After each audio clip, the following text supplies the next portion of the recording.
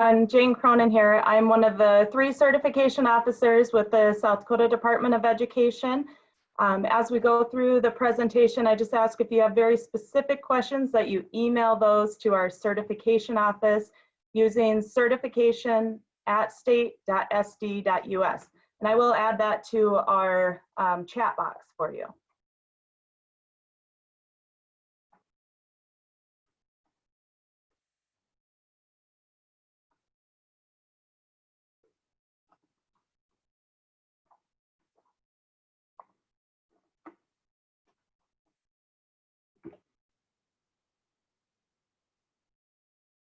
As we get started today, we're just going to do a quick overview of the things that we're going to cover. Of course, teacher certification. In the Office of Educator certification, we do certify also administrators, educator permits, and education specialists. Today, we're going to focus mainly on teacher certification. We will spend quite a bit of time on CTE certification, but we'll also give you a little bit of navigation of the South Dakota Department of Ed website specifically for educator certification and the wonderful South Dakota Teacher 411.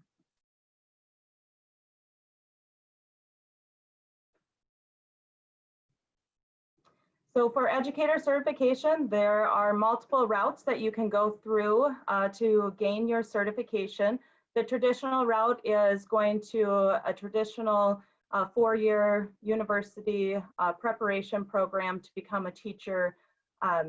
You are doing all of your requirements at the university, and then they set you up for certification with our office, but you still have to apply.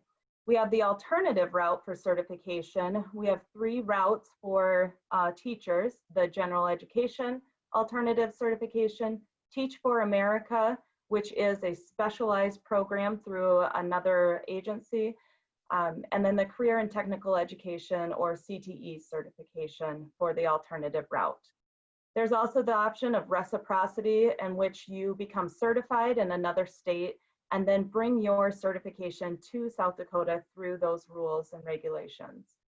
And then there are multiple different educator permits out there. The one that we're going to talk about today is the CTE instructor permit, which is different than the CTE alternative route. And we do have some information that we've added to the Dropbox to help you look at the 2 programs together. So in 2017, there became new certification rules. Prior to 2017, these rules went through multiple readings where everybody had the option for public comment. There were many different groups involved in this. Because of these new rules, we actually did create a new online application system and portal for applying for your certification. If you haven't used that system, when you go to apply, your account that you previously had won't work. You would have to create that. But once you create it once, you will have that account going forward. So it's set up with an email and password, just like many other online accounts are. Another new thing that came about in 2016, there was a Senate Bill 129 that became effective on July 1st of 2017, that everyone must complete a suicide awareness and prevention training. This training is actually required with every renewal, initial and renewal application. So those of you that are on an alternative route, you might have to actually do that 3 years in a row, but you do have to complete a new training every time that you apply for a renewal.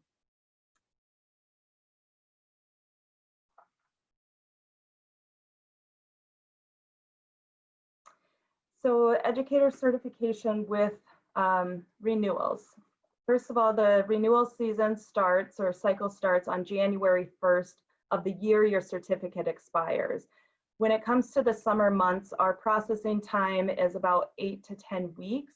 And so we do suggest that you make this a priority and that you make sure that you apply early in the renewal cycle versus June 30th.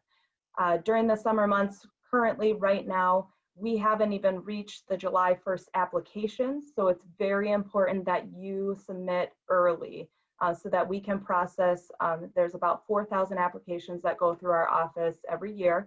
We have 3 certification officers that are working on those applications, so you want to make sure that this is a priority of yours. Now, renewals usually are every 5 years if you have met all of your requirements. However, if there's a deficiency, so something that is needed before you can gain your full certification, such as if you're on the alternative certification route, the CTE permit, we send specific instructions for that one as well. And or if you are coming in from another state, you likely have the deficiency of a South Dakota Indian Studies course. Like I said before, most renewals are every 5 years, but if you have a deficiency, it's a yearly renewal. There is now an option for the state mentoring program, and if you are part of the CTE alternative route, or if you are part of the CTE instructor permit, that is something that you need the credits for that route.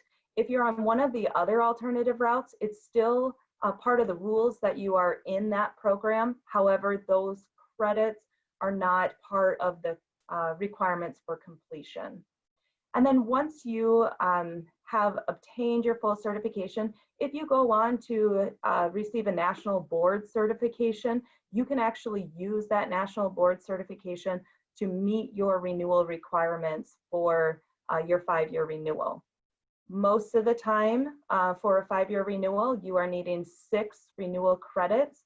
Those 6 renewal credits are going to be different depending on what type of certificate you have. So for example, if you have a bachelor's degree and you are renewing your 5-year certificate, you would need 3 transcripted credits, and then the other 3 credits can come from your continuing education contact hours. Continuing education contact hours, such as attending this session or the sessions through the CTE conference, I believe that is an option that you will be issued a certificate. We do have guidance out on our website of what can be used and what can't be used. There's a step-by-step to evaluate the certificate that you have.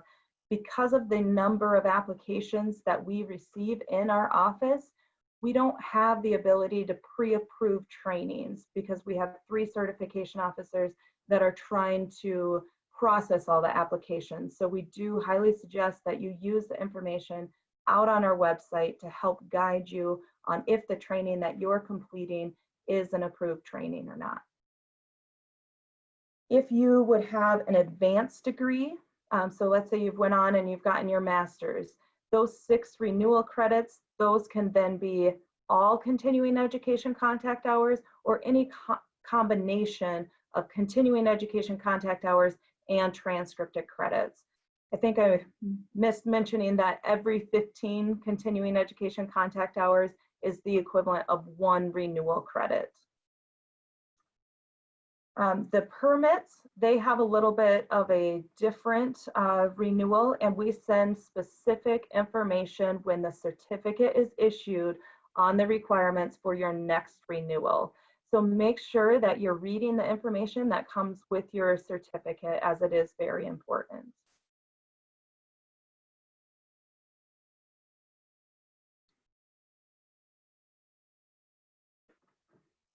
So with your certificate, once you are certified, the important part that you need is to have an endorsement. Your preparation is what you obtained your certification through. So if you went to that traditional route and you completed a CTE program, or you are a secondary prepared teacher or elementary prepared teacher, that is your preparation. But in order to be able to actually teach, you must have an endorsement. The best place to go to look at what the requirements are for adding an endorsement is the South Dakota Teacher 411.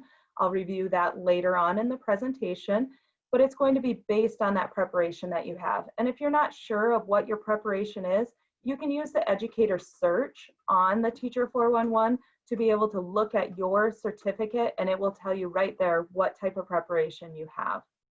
Once you know what type of preparation you have, depending on what you're trying to add, you might need pedagogy knowledge. Pedagogy knowledge is that principles of learning and teaching test is usually what is used for that area. So when you're going through a traditional route, that usually is the last praxis test that you take prior to gaining your certification. If you're in an alternative route, you are required to take a pedagogy test before we can grant you the professional certificate. That is on your deficiency note of which test number that you need to take. Likely, if you're doing CTE alternative certification, you're going to be taking the 5624, which is the grade 712 PLT. If you are on the CTE instructor route, which is a permit route, which is very limited, this is not a requirement before adding your endorsements. The other option with pedagogy, after you've been teaching, and if you want to add an endorsement on later, there is the option of a waiver of the pedagogy knowledge, and that can come with 2 years of teaching experience in the grade level that you're gaining the endorsement for. The actual endorsements themselves, once you decide which endorsement you are wanting to add, there are multiple different options. And this is where Teacher 411 is very informative and helpful on what your options are based on your preparation. Many of the core content areas have the option of adding an endorsement based on a major in content. And a major in content is 27 credits in that content area with a 2.7 GPA. Many of the endorsement areas have a state designated testing option. This could be a praxis test, this could be a NOCTI test, or there's multiple other tests available based on the endorsement area, if it's a CTE endorsement area specifically. Validation of work experience in the CTE field can help you add on a pathway endorsement. Or if you hold a national CTE certificate, that might be able to help you add on a pathway endorsement as well. The other part that's not mentioned on here is on some of the endorsements, there is specific coursework strands that will allow you to add on an endorsement. These are mainly in the CTE area. And so again, it's very important that you look at Teacher 411 to see what the specific requirements are. When you want to add an endorsement to your certificate, if you've already renewed, we do have an application available. It's called Add Endorsement or Update Existing Certificate. There are different fees depending on which way you are trying to add your endorsement to your certificate. If it's just through a test, it's a $35 fee. But if we need to evaluate coursework and look up course descriptions, possible looking at syllabus to determine if it meets the coursework strand, there is actually a $50 charge currently for that process.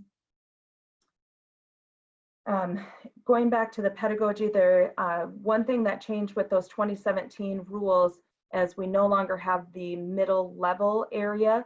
So we look at certification as elementary and secondary.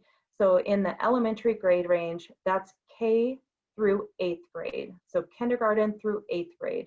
The overlap happens going into the secondary level where it's 5th grade through 12th grade.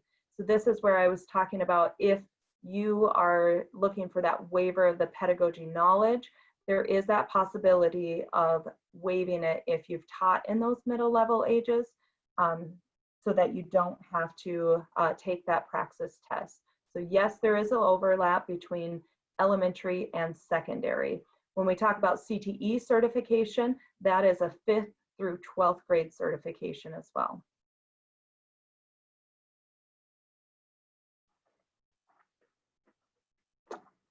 So I touched a little bit about how to add endorsements with the option of using the add endorsement or update existing certificate. You can add endorsements on your initial certificate. That is very important that you have an endorsement when you become certified. You can add an endorsement with your renewal certificate. So those of you that are going through alternative certification, where you apply every single year, that $50 fee that I was talking about for the coursework evaluation is actually waived during that if you already are applying for a renewal. And then anytime in between your renewal cycle, you can add an endorsement as well. So the first thing that you need to do if you are going to be adding an endorsement is looking at the Teacher 411. Look at what the requirements are. Have you met the requirements before you pay your fee and apply for certification?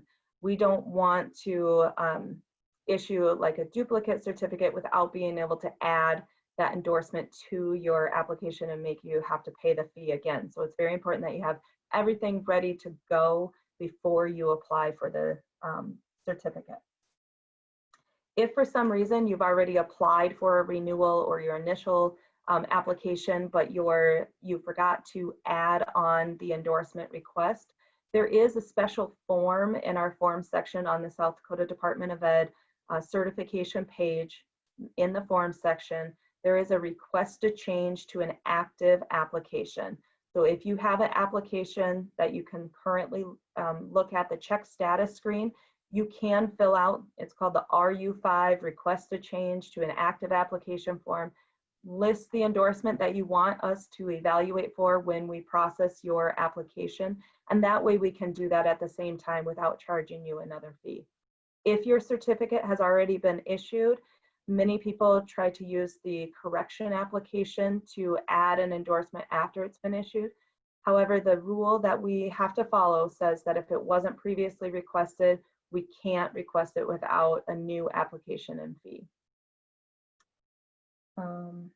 So the most important thing is that to become state certified in South Dakota, you must have an endorsement before you are authorized to teach that content area that you are working on.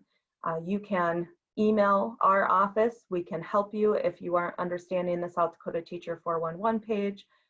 If you need specific specific information about a course code that you are teaching or that you've been assigned. So that's what the school district assigns your class assignment or course code. That also goes in like Infinite Campus. You'd be able to find the course code there as well. It's very important that we look to make sure that what you're actually teaching is being met by an endorsement that's on your certificate. If it is not met, your school district, that can impact their accreditation. They have to report that to the state that they have a non-authorized teacher teaching a course. So we need to make sure that you have every endorsement that you need in order to be teaching the courses that you're teaching.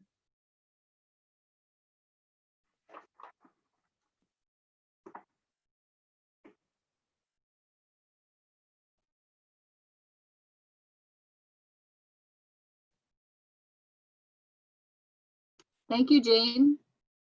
We are going to switch over to the CTE teacher certification specifically. Jane works in the certification office, so she has a fantastic knowledge of all of the details of how to apply and the process. I don't work in the certification office. I'm more of a liaison between current technical education educators and the certification office. So I just try to troubleshoot, help answer questions, review transcripts, and just kind of be the person in the middle that tries to help navigate that whole system for people. When you listen to the certification options, it's kind of like walking into a truck stop and trying to figure out which snack you're going to eat, right? There are like way too many choices, really good options, and then how do you figure out which option you want? So hopefully after this presentation, you have just some more knowledge of maybe where to find the answers to the questions that you have, and then also have a contact, either Jane or me, Jane, that you can reach out to and ask questions to. So I'm going to talk about how do you become CTE certified? That's a question that we receive often. Well, I want to be CTE certified. How does that happen? How can I teach some of those courses in current technical education? So a few years back, we formed some work groups to review the teacher certification options in current technical education. There was quite a bit of difference in the different endorsements that you could apply for in terms of the work required, the coursework required, or the different elements that went into each of those endorsements. So we tried to create a system that was a little bit more uniform, but yet provided opportunities for people to enter in a variety of ways. We have programs in manufacturing, architecture and construction, automotive and transportation, and there aren't teacher prep programs in those fields. You can't go to college to be a manufacturing teacher. It's just not an option. So we had to figure out how we could take people with good content knowledge and help them to be into the classroom, to be successful in the classroom. So this chart is a little bit small in terms of reading all of the details, but I just wanted you to get a visual here. This chart is also located on the DOE website under CTE Teacher Certification. We've also dropped it into the folder that's linked to this presentation, the resources folder. So you'll be able to see that in that folder as well. What you can see is that there are basically 4 different columns that you would fall into. The far left, the blue column, would be the traditional route. You attend a post-secondary institution that has a program that's CTE based, so maybe family and consumer sciences education, agriculture education, business education. You graduate with the requirements met for that program. You can apply for teacher certification through that. The next option is a different education degree. Maybe you have an education degree in the biology area, but you would like to teach some of the plant science courses that fall under the agriculture cluster. So you would follow into that orange category. You've already done the teacher prep, but we need to make sure that you have the content knowledge to teach the courses that you would like to teach. The green column is our alternative certification route that Jane mentioned earlier. This is, you have a degree in some other area that you've never done the education piece, you've never done student teaching or any of those sorts of things. And so you'd fall into this column where you pick up the credits similar to the education coursework that someone had done in a college prep program. And then you would have that teacher certification on your certificate. The far right column, the gray column, is our instructor permit. And this is a very individualized permit. Maybe it would fall under a category of welding, some of those manufacturing, machining types of programs where you have a specific skill, you've been employed or in the workforce, and you bring that skill and you want to combine that with that classroom experience and teach those courses. So the instructor permit is an option that helps us out a lot of the times in some of those degree program areas.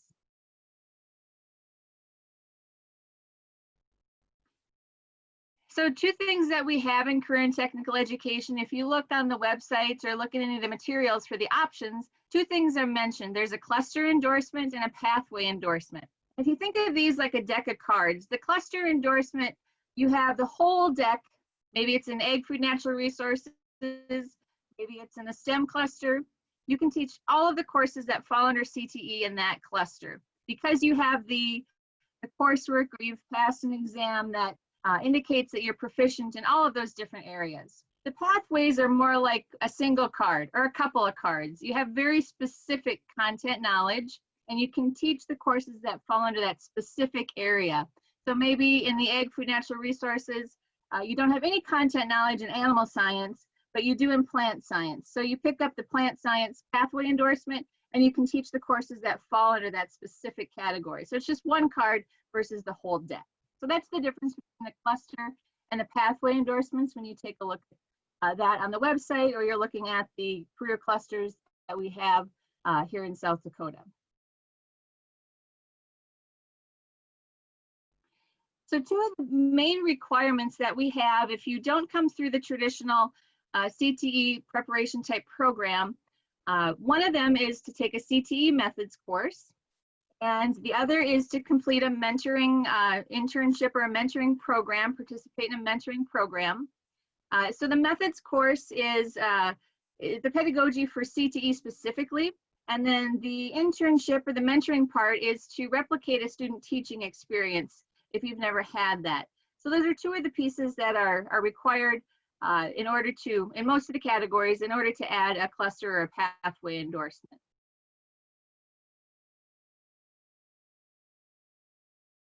Now we also offer a CTE 101 course, and sometimes this becomes a bit confusing because it sounds similar. It sounds like it's the same thing, but it's not. Whenever you're adding an endorsement, you have to have transcripted credits. And so the methods course and the mentoring course offer credits that are transcripted through a post-secondary university. The CTE 101 just offers the CEU type credits.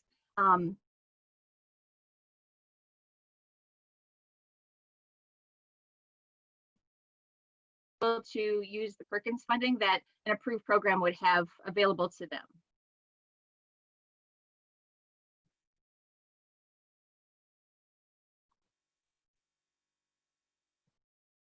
So Jane had mentioned earlier the alternative certification and the instructor permit and the difference between the two.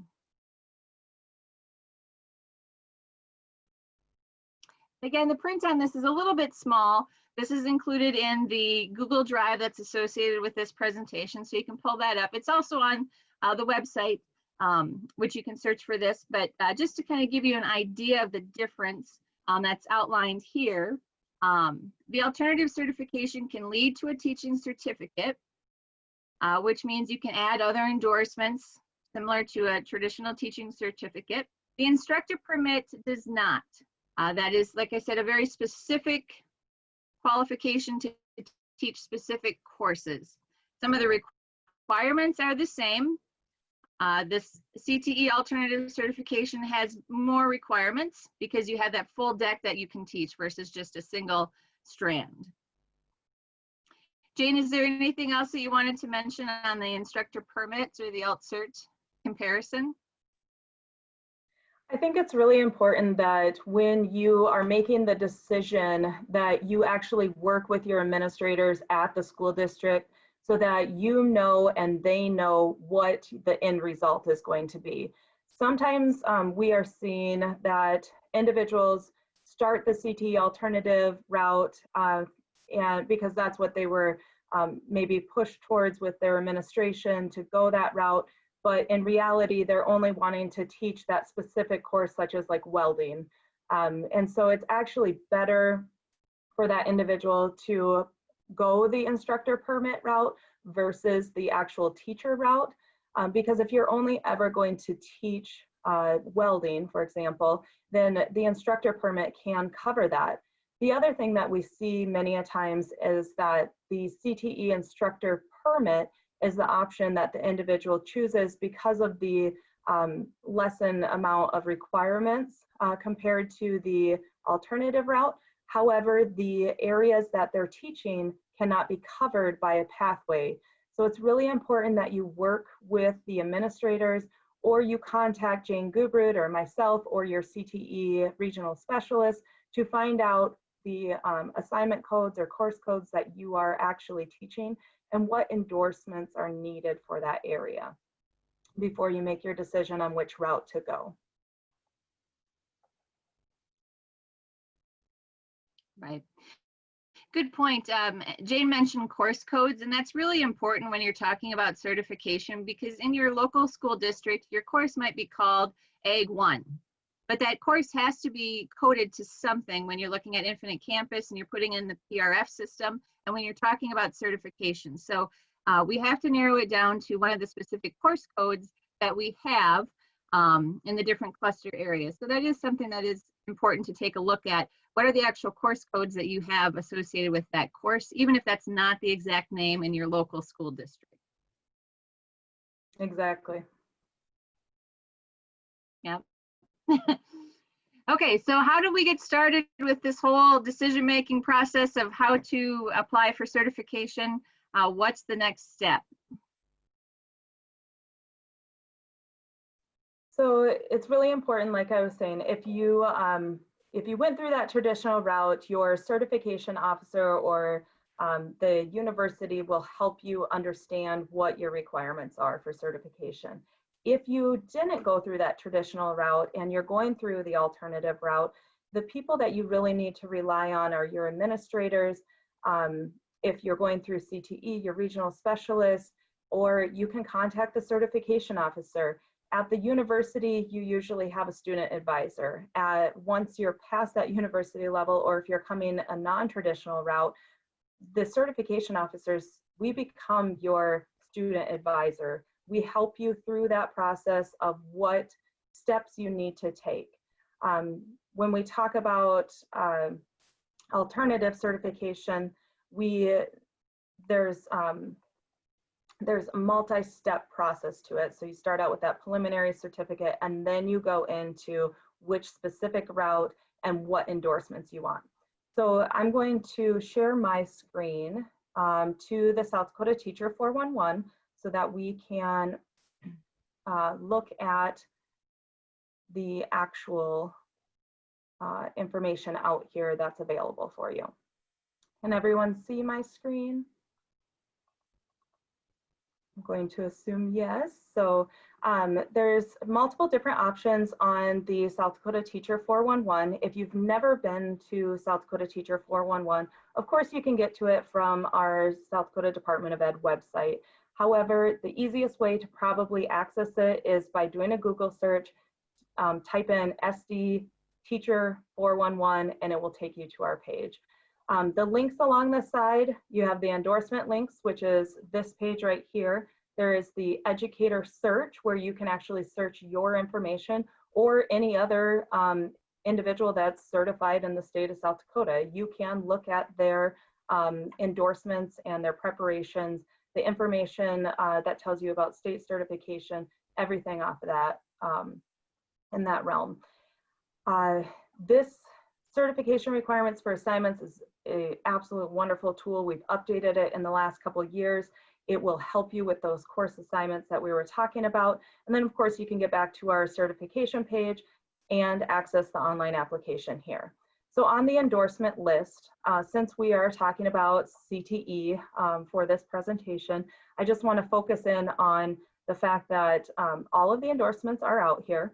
You have the option of using the expandable plus signs to look at the different endorsements that are available. So here's all the clusters. So this is the whole deck of cards.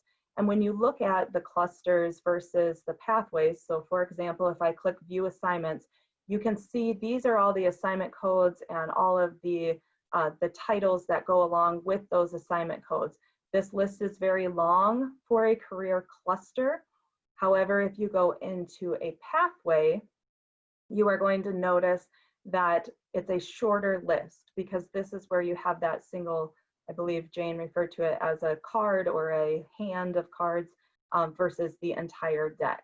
So that's why it's important to look at the different, or look at the assignment code that you're going to be teaching, so you know if a pathway is an option or if you need to do the full cluster endorsement.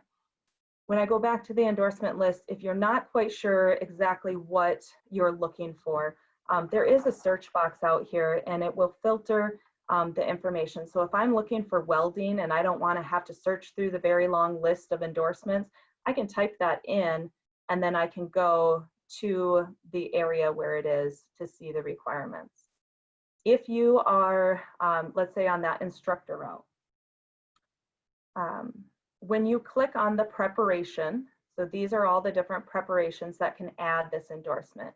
If you don't see your preparation on the list, that means that you don't have the right preparation to be able to add that endorsement. So you need to gain one of those preparations before it can be added. This information here will tell you the requirements and if you have any options on adding that information. So if there is a box that's titled requirements, those items are needed. And then you have the options for what specific coursework or testing, or if there is validation of work experience. And remember that the work experience has to be within the past 5 years for us to be able to evaluate it for adding an endorsement. So the endorsement list, all of the endorsements that you could possibly add to a certificate, they're all listed out here. There's 100+ endorsements out there, so it's very important that you use that search box. We can narrow it down using the certification requirements for assignments. This page right here, certification requirements for assignments, will help you look for a specific course. So let's say, for example, we'll go back to that welding. If we are teaching welding and we don't know what the actual assignment code is, you can type the word in and it will tell you what welding classes are available, or if you're teaching math or whatever it might be, you can look to see what's available. If you know that I'm teaching advanced welding technology, when you click on that, it will then show the endorsements that are available for that course code. Once you decide which one you want, so as you can see, there is a cluster option and there is a pathway option. If you click on one of these, it will take you back to the actual endorsement and what preparation can add that. So since I clicked on the cluster option, you see that the CTE instructor permit option went away for this. And so it's not a possibility to add that on with the permit, but you could add it on with the CTE preparation, which if you didn't go through the traditional route, that's the alternative route, what your preparation will end up being. Okay, the other, whoops, need to go back to my screen. Sorry about that. The other option here is you can search by a state test. So for example, I took a praxis test and I want to see what endorsements I can add on. Many of the tests you can add on more than one endorsement with it. So I'm using tests, this is a praxis test 5101. And when I search this test, I can see, okay, this is the business education content knowledge test. I can add on 2 different endorsements with this one test. So when you're requesting your endorsements, I suggest that you go out to this page, you look to see what you're already qualified for based on what you've already completed to make sure that you can add endorsements or add all the endorsements that you truly want without having to pay an additional fee. An important thing to note though is once you have an endorsement on your certificate, it cannot be removed. So if you, for example, we see this a lot with our elementary because their tests that they're taking will add, there's 10 different endorsements and maybe they never want to teach 5th through 8th grade English language arts. Well, if they add it to their certificate, we can't take it off. So once you request something and you meet the requirements for it, we can't remove that. It's not something that's allowed within the rules. So be aware that if you add an endorsement, it's going to stay on your certificate. And people ask maybe, you know, why would I ever want to remove something, or why would I want to add everything right away? And you know, it's just one of those things. Sometimes there's a position that can't be filled and your administrators find out that you have that endorsement and they might, you know, want you to teach that course. So if it's not something you want to teach, make sure that, you know, you don't put that endorsement on. I personally think that if you're taking the test, you obviously probably want to teach it because you already spent $150 or whatever it might be on that test. So make sure that you're adding endorsements that you want. In this certification requirements for assignments, there are other options besides these search boxes. These are the newest features that we added, and it makes it much more easy to find the information. But you can search by the type of school that you're in. For the assignment code, these lists that come up, they're very, very long. And so that's why I suggest using the search box. As you can see, I clicked high school, and this list goes on forever. So if you have any idea of what this course code is or the title of the course that I would suggest searching it over here versus trying to go through the specific school type, assignment code type. You can filter them out if you want to. So if we're looking just for career and technical education, I can choose that as a category under the assignment course category radio button, and then go through and see what course codes are for CTE. So it does filter that list a little bit. If you're looking for specific endorsement categories, again, you could do the CTE clusters. Here's all the CTE clusters. You can click on them from this page as well. It will bring you back to that endorsement list that we previously looked at. The state tests, as we kind of talked about, there's multiple different state tests. Most of the state tests are the praxis tests. However, there are the other CTE specific tests that are available out there, such as like the NOCTI test. Hope I'm saying that right, Jane Cooperud. But you can see, you know, if you take this criminal justice test, for example, here's the different, or here's the career cluster that can be added on with that. And so I just want to go to the educator search. So the educator search will allow you to search by last name and first name. The more characters you put in, the easier the search is and the less it will filter it out. So you must have at least the first 2 letters of the last name in order to complete a search. But if you put in your full information as it is on your certificate, you should be able to pull up your information. So I'm just pulling up my certificate information just to be able to show you. It will show you what type of certificate. This will come in handy when you're looking at what your renewal requirements are. The issue date is the date when you can start earning your credits for your next renewal. And the expiration date is the date that you need to have your certificate renewed by. So for this certificate that you can see right here, I need to, or I can apply for renewal as of January 1st of 2023. So it's very important that you look at your information to see when you need to renew by. Of course, this information is on the actual certificate that you receive, but if you want a quick, easy access, you can look at this information. The professional preparations, these come in handy when you're searching on that endorsement list on what are the requirements to add the endorsement. And then of course your endorsement list is there of all the endorsements that you already have. Any information on state designated tests that you've taken, and then the state certified assignments. When you click the show button, depending on the endorsements that you have, this list may be very long. But if you have been assigned to a specific code, you could search this list to see if it already exists in what you're eligible to teach, to know if you need to add an endorsement or if you're already state certified for it. And it is categorized by the different content areas. Let's see. And then, like I said, you can click the apply here to get to the online application system. If you haven't created an account after July of 2017, you would need to create an account. It's very important that when you create your account, you use your actual social security number, because this will link to a previous record if you've already been certified, or if you are becoming certified. This also links to the PRF, which is what the school district uses to report to the state of who's teaching what class.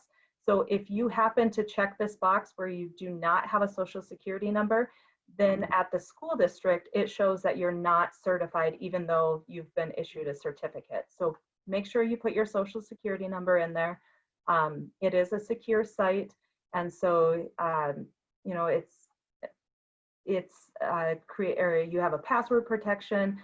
That password, we never see it at the department. If you have issues with your password, you have to use the forgot password option. We will never see your password, so it's a very secure site in that realm.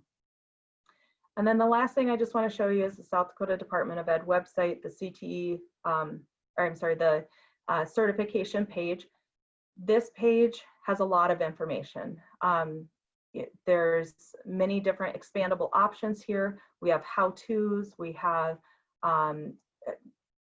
charts and guidelines to help you get through that process. One thing in the resources page that we talked about, the comparison of that CTE alternative route and CTE instructor, that is out here. The endorsement requirements, you can get to that out here.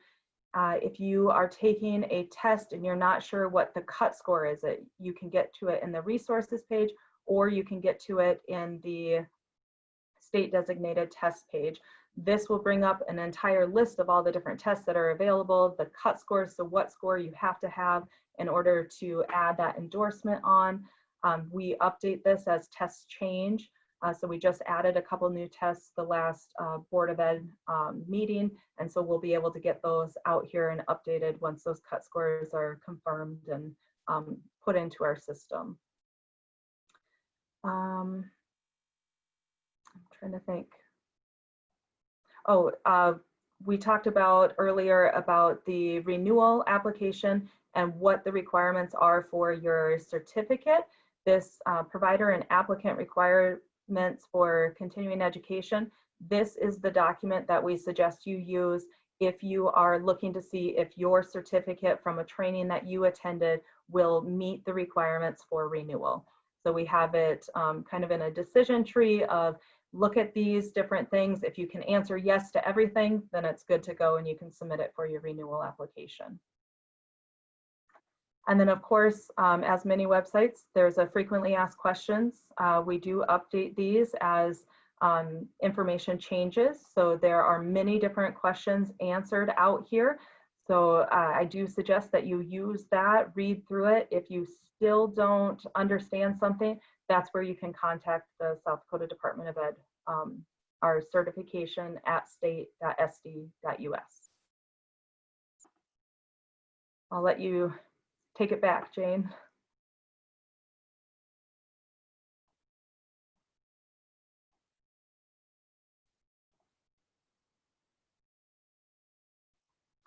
Anything else, Jane? Or should we open it up for questions?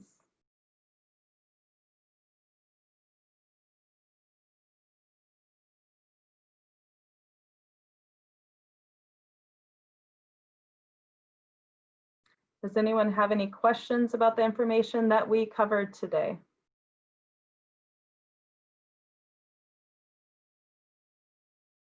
You can type them in the chat box. I think you can unmute yourself in the lower left-hand corner. You should be able to unmute yourself if you want to ask a question. And if you have a really specific question, you can always email us too.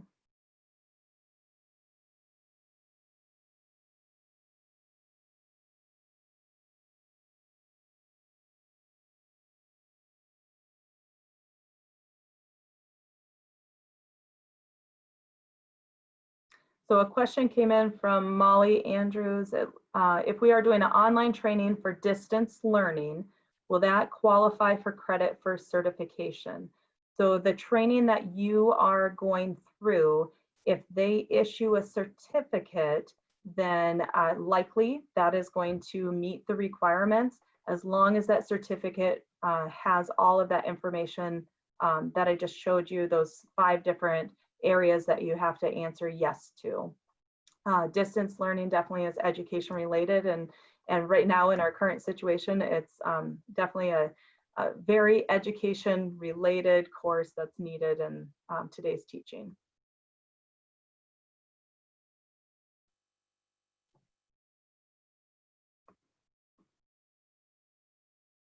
Any other questions?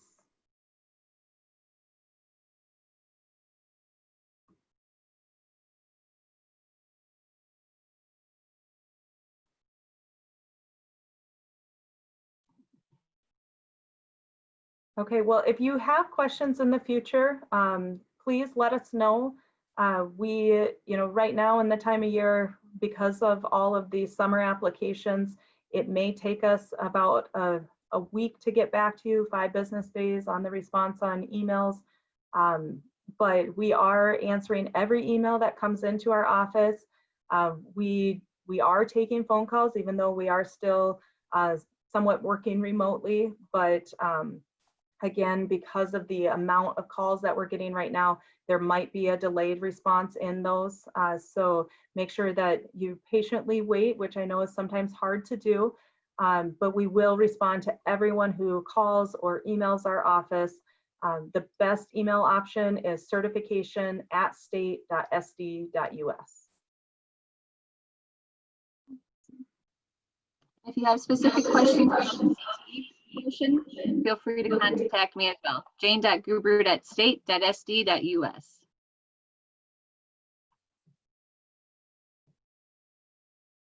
All right, I think our time is up. So thank you everybody for tuning in, and hopefully you can keep on trucking through certification, and we've answered at least some of the questions you might have had at this point. I believe there was a question really quick about continuing ed. you know, honestly, it's keep a digital copy of it or keep actual copies of it, and then you'll submit them when you apply for renewal. We don't have a resource that we suggest, just as long as you keep track of what you have. My student cooperating teacher, when I was student teaching, said keep a folder. It has your certificate, your praxis scores, your your transcripts, everything in there, so that you know what you have and that you're ready for your next renewal.